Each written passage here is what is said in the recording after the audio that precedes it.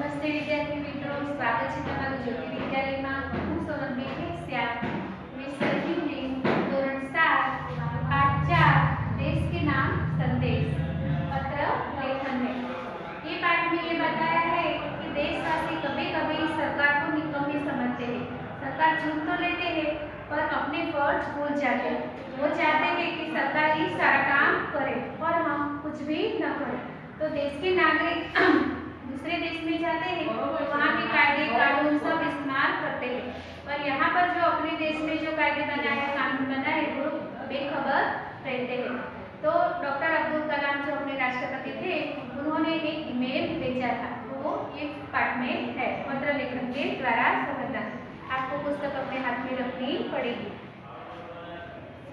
तो पत्र लिखा है मातृछाया ऊंची से, गांव मेसपुरा से है पत्र, तहसील बाबर, जिला बनासकांठा, दिनांक 24/12/2011।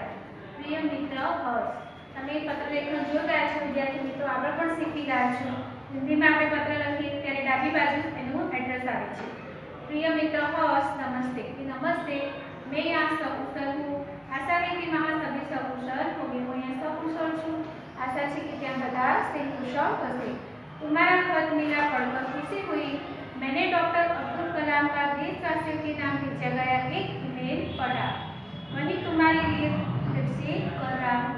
तारो पत्र મળ્યો અને એમાં જે ડોક્ટર કલામે ઈમેલ મોકલ્યો હતો એ હું તને બતાવી રહ્યો કે ઈમેલમાં દેશવાસીઓ માટે શું સંદેશ હતો એ હું તને બતાવી રહ્યો છું। डॉक्टर कलाम अपने संदेश की शुरुआत में ही पूछते हैं, क्या आपके पास अपने देश के लिए 10 मिनट का समय है? कि તમારા પાસે 10 મિનિટનો સમય છે તમારા દેશ માટે? यदि हाँ तो इसे पढ़िए, वरना मत पढ़िए। इसके बाद वो देश के लोगों को सोच बताते हुए कहते हैं, આટલું પૂછે છે કે 10 મિનિટનો સમય તમારા પાસે છે અને તમારી સોચ કેવી છે દેશ માટે, અથવા તો તમે શું દેશ માટે કરી રહ્યા છો એના વિશે આપણે દર્શાવે છે। तो देश માટે આપણે ઘણીવાર કહેતા કે आप कहते हैं कि हमारी सरकार निकम्मी है, आप कहते हैं कि हमारे कानून पुराने पड़ गए हैं, आप कहते हैं कि नगरपालिका कचरा नहीं उठाती, आप कहते हैं फोन काम नहीं करता, रेलवे मजाक बन गई है, एयरलाइन दुनिया में हमारी सबसे बड़ी खराब है, चिट्ठी अपनी मंजिल तक नहीं पहुँचती। तो આમાં કહેવામાં આવે છે કે લોકો હંમેશા પ્રશ્નો કરતા હોય છે કે આપણી સરકાર તો કંઈ જ કામ કરતી નથી। નિકમ્મી એટલે કે જો કિસી કામ का ન हो, કે આપણી સરકાર કંઈ જ કામ કરતી નથી। આપણા જે કાનૂન બનાવ્યા છે, જે કાયદા બનાવ્યા છે એ પણ જૂના થઈ ગયા છે। પછી નગરપાલિકા ટાઈમ ટુ ટાઈમ કચરો પણ નથી ઉઠાવતી, પછી જે ફોન છે એ બગડી ગયા છે અને રેલવેમાં તો એટલું છે કે કોઈ વ્યવસ્થા જ નથી એવું આપણે કહીએ છીએ। પછી એરલાઇન દુનિયામાં સૌથી ખરાબ હોય તો એ આપણા દેશની છે અને જે પત્ર મોકલીએ છીએ એ જ્યાં પહોંચવાનો હોય છે ક્યારેય પહોંચતો નથી। આ માટે આ બધા પ્રશ્નો માટે આપણે કોને દોષિત ઠેરાવીએ છીએ તો કે સરકારને। आप कहते ही रहते हैं और कहते ही रहते हैं। आपने इस बारे में क्या किया? તમે બધા કે પ્રશ્નો જ કરો છો કે સરકાર આમ, પણ તમે તો દેશના નાગરિક છો તો તમે શું કર્યું કે? फिर राष्ट्रपति ने कहा कि मान लीजिए एक व्यक्ति सिंगापुर जा रहा है, उसे अपना नाम दीजिए और अपनी शक्ल भी दे दीजिए। હવે ડોક્ટર કલામ એક ઉદાહરણ દ્વારા સમજાવે છે કે એક વ્યક્તિ સિંગાપુર, અહીંયા ભારત દેશમાંથી સિંગાપુર જઈ રહ્યો છે તો પોતાનું નામ અને પોતાનું શક્લ એટલે કે પોતાનો ચહેરો આપી દો અને પછી ત્યાં જઈને એને શું શું એને ત્યાં રૂલ્સ રેગ્યુલેશન જે છે ફોરેનના એ અપનાવવા પડે એ જો। आप दुनिया के सर्वश्रेष्ठ हवाई अड्डे पर उतरते हैं। सिंगापुर में आप अपनी सिगरेट का टुकड़ा सड़कों पर नहीं फेंकते और स्टोर में खाते पीते भी नहीं है। भारत देश में तो એવું છે જ નહીં જ્યાં ત્યાં તમે મૂકી શકો છો, જ્યાં ત્યાં સિગરેટના ટુકડા નાખી શકો છો। જ્યારે સિંગાપુર અહીંયાથી તમે જાઓ છો તો ક્યાંય પણ સિગરેટનો ટુકડો નાખતા નથી અને કોઈ પણ સ્ટોરમાં તમે ખાવા પણ રોકાતા નથી। आपको उनके भूमिगत संपर्कों पर रस महसूस होता है। रस એટલે કે ઈર્ષા કરना। તમે ત્યાં જાઓ છો એટલે કે છે આપણા દેશમાં તો કંઈ જ આવું નથી, એના કરતાં આ દેશમાં કેટલા બધા રૂલ્સ છે, આ દેશમાં લોકો કેટલા ચોખ્ખા છે પણ સરકારે જે કાયદા ઘડ્યા છે એના નિયમનું પાલન ત્યાંના નાગરિકો કરે છે અને આપણે પણ ત્યાં જઈને એમના જેવા થઈ જઈએ છીએ। आप शाम के 5 से 8 बजे के बीच हर जगह पर काम चलाने का टोल टैक्स तक की 60 रुपये भुगतान करते हैं। કે 5 થી 8 સુધીમાં જો કંઈક રસ્તા વચ્ચે તમારે ચલાવવું હોય તો ત્યાં છે 60 રૂપિયાનો ટેક્સ છે, એ પણ તમારે આપવો જ પડે। अगर आप पार्किंग में अपने निर्धारित समय से ज़्यादा गाड़ी खड़ी की तो टिकट पंच कराते हैं, लेकिन आप सिंगापुर में करते कुछ नहीं, कहते हैं क्या તમે અહીંયાથી સિંગાપુર ગયા, અહીંયા તો તમે એમ કીધું કે આપણી સરકાર આમ નથી કરતી, એરલાઇન્સ આમ થઈ ગઈ છે, બધા પ્રશ્નો આપણા દેશ માટે જ છે, પણ સિંગાપુરમાં જાઓ છો ત્યારે આટલા બધા ટેક્સ, આટલી બધી ટિકિટના પૈસા છે તો પણ તમે ત્યાં કોઈ प्रश्न करता नहीं। હવે એવું છે दुबई से, दुबई में आप रमजान के दिनों में सार्वजनिक रूप में कुछ भी खाने का साहस नहीं करते। रमजान મહિનામાં જ્યારે એ લોકોના રોજા ચાલે છે ત્યારે સાર્વજનિક જે ખુલ્લી જગ્યા હોય એમાં તમે કંઈ પણ ખાઈ શકતા નથી। बेहात में बिना सिर ढके बाहर नहीं निकलते। बेहात તે છે તે માથા પર ઓઢીને જવું પડે છે, એ ત્યાંનો રૂલ્સ છે, એટલે તે ત્યાં તમે અપનાવો છો। वॉशिंगटन में आप 55 मील प्रति घंटा से ऊपर गाड़ी चलाने की हिम्मत भी नहीं करते। એટલે એમ કહે છે કે વોશિંગ્ટન શહેરમાં જાઓ ત્યારે આટલા 55 મિલથી ઉપર જવું જ ના જોઈએ, તો એનાથી તમે ઉપરના એવરેજથી ગાડી ચલાવી શકતા નથી। એટલે पलटकर सिपाही से यह भी नहीं कर सकते जानता है कि मैं कौन हूँ। फरीने पाछा तमे एने पण નથી કહી શકતા કે હું ક્યાંનો છું, ક્યાંના દેશનો નિવાસી છું, तो अगली स्पीड में हूँ गाड़ी न चलाए, मैं फला हूँ और फला हूँ, मेरा बाप है, कुछ भी आप कर सकते नहीं है। ऑस्ट्रेलिया और न्यूजीलैंड में समुद्र तटों पर आप खाली नारियल हवा में नहीं उछाल सकते। ऑस्ट्रेलिया જે દેશ છે અને ન્યુઝીલેન્ડ છે ત્યાં પણ જે સમુદ્ર તટ ઉપર તમે ફરવા જાઓ છો, જે નાળિયેર પી લો છો પાણી, એના ખાલી જે પડી રહે છે એને પણ ત્યાં નાખી શકતા નથી, એ પણ તમારે ડસ્ટબિન માથે તો ઘરે પાછું લઈને આવવું પડે છે। टोक्यो में आप सड़कों पर पानी क्यों नहीं फेंकते, क्यों नहीं छूटते, क्योंकि वो टोक्यो शहर है, वहाँ जुर्माना होता है। वॉशिंगटन में आप जाली योग्यता प्रमाण पत्र क्यों नहीं खरीदते। वॉशिंगटन शहर છે જ્યાં નકલી પ્રમાણપત્રો પણ તમે લઈ શકતા નથી, એના ઉપર પણ તમારે ચાર્જ આપવો પડે। डॉक्टर कलाम बीच में याद दिलाते हैं कि मैं आपकी के बारे में बात कर रहा हूँ, कि सिर्फ आपके।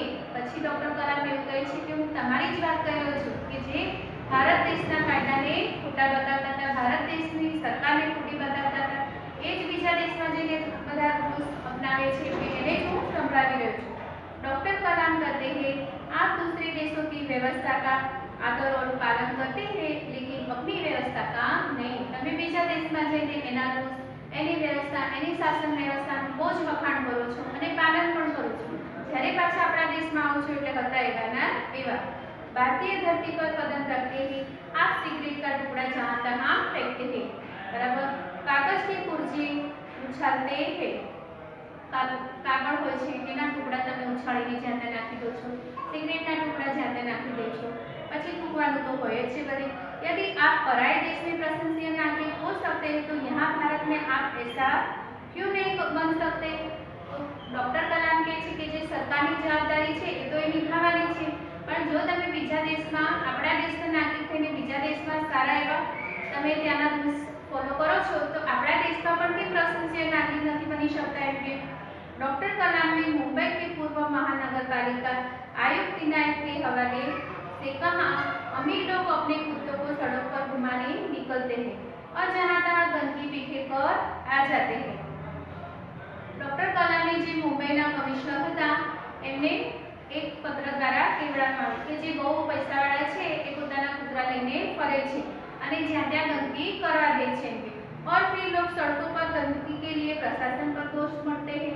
અને પછી જે બીજા લોકો છે અથવા તો એ પોતે ને પોતે જ કહે છે કે સરકાર જ કંઈ કામ કરતી નથી, આ ગંદકી ઉઠાવતી નથી। क्या वे उम्मीद करते हैं कि जब भी बाहर निकले तो एक अधिकारी झाड़ू लेकर उनके पीछे पीछे चलेगा और उनके कुत्ते को हाजत लगेगी तो एक कटोरा उसके पीछे लगाएगा। तो ये लोगों ने एवी उम्मीद है कि दरेक જે નાગરિક છે ઝાડુવાળો છે એના પાછળ પાછળ ફરે અને કૂતાને હાજત લાગે તો એ કટોરી અથવા તો એ લઈને એની પાછળ પાછળ ફરે, તો એવું ક્યારેય બનવાનું નથી। राष्ट्रपति ने मिसाल दी कि अमेरिका और जापान में कुत्ते के मालिक को उसकी छोड़ी हुई गंदगी साफ करनी पड़ती है। એટલે કે છે કે જે કૂતરો ત્યાં કંઈ પણ કર્યું હોય અથવા તો ગંદુ કર્યું હોય તો એ એના માલિકે જ સાફ કરવાનું હોય છે, આપણા જેવું નથી। फिर शासन व्यवस्था के बारे में डॉक्टर कलाम ने कहा कि हम सरकार चुनने के लिए वोट डालते हैं और अपनी सारी जिम्मेदारी भी वही उलट आते हैं। આપણે જ આપણી ઈચ્છાથી સરકારને વોટિંગ કરીએ છીએ અને સરકારને ચૂઝ કરીએ છીએ, તો આપણી જે જવાબદારી છે નાગરિક તરીકેની કે કચરો કચરાપેટીમાં નાખવો જોઈએ, જ્યાં ત્યાં આપણે થૂકવું ના જોઈએ, સિગરેટના ટુકડા નાખવા ન જોઈએ, કે રૂલ્સ જ્યાં પણ લખેલા છે એને આપણે ફોલો કરવા, તો આપણે કંઈ કરતા નથી અને આપણે એનું કારણ કોને બતાવીએ છીએ, તો કે સરકારને। और हम आराम से बैठकर सोचते हैं कि अब हमारे नाक नखरे उठाए जाएंगे અને હવે પાછા એવું પણ વિચારે છે કે આપણું જે છે એ બધું અહીંયા ચાલવાનું છે। हम सोचते हैं कि हमारा हर काम सरकार करेगी और हम फर्श पर पड़ा हुआ रद्दी कागज उठाकर उसे कूड़ेदान में डालेंगे जो मत नहीं उठाएंगे। આપણે વોટિંગ કરીએ છીએ એટલે પછી એવું જ વિચારી લે છે કે આપણું બધું જ કામ સરકાર કરશે અને આપણે નીચે પડેલો કાગળનો ટુકડો એ કચરાપેટીમાં નાખવા માટે પણ ઊભા થવાની કોશિશ પણ નથી કરતા। रेल में हमारे लिए साफ सुथरे बाथरूम देंगे और हमें उन्हें ठीक से इस्तेमाल करना भी नहीं सीखेंगे। रेलवे में તમે જાઓ છો તો સાફ સુથરા એટલે કે ચોખ્ખા કરેલા બાથરૂમ ટોયલેટ હોય છે તો આપણે ત્યાં જઈને ગંદકી કરી રહ્યા છીએ। डॉक्टर कलाम ने कहा है कि समाज की ज्वलंत समस्याओं पर भी हमारा ऐसा ही रवैया है। સમાજમાં જે મોટી મોટી સમસ્યાઓ છે એના માટે પણ આપણો જ એવો જ આપણી રીત છે, આપણી સોચ છે કે સરકાર જ બધું કરશે। કે हम ड्राइंग रूम में बैठकर दहेज के खिलाफ गला फाड़ते हैं और अपने घर में इसका उल्टा करते हैं।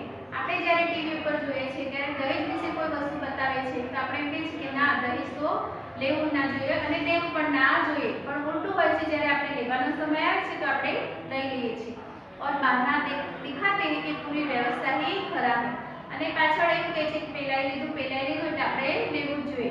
अगर मैं अपने बेटे की शादी में दहेज नहीं लूंगा तो इससे कौन सा बड़ा फर्क पड़ जाएगा इनके कि હું એકલો જ આ નહીં કરું તો દુનિયા તો જેમ ચાલવાની છે, એટલે કે છે હું એકલો જો દહેજ નહીં લઉં તો કોઈ ફરક પડવાનો નથી, પણ શરૂઆત પોતાનાથી પણ કરવી પડે।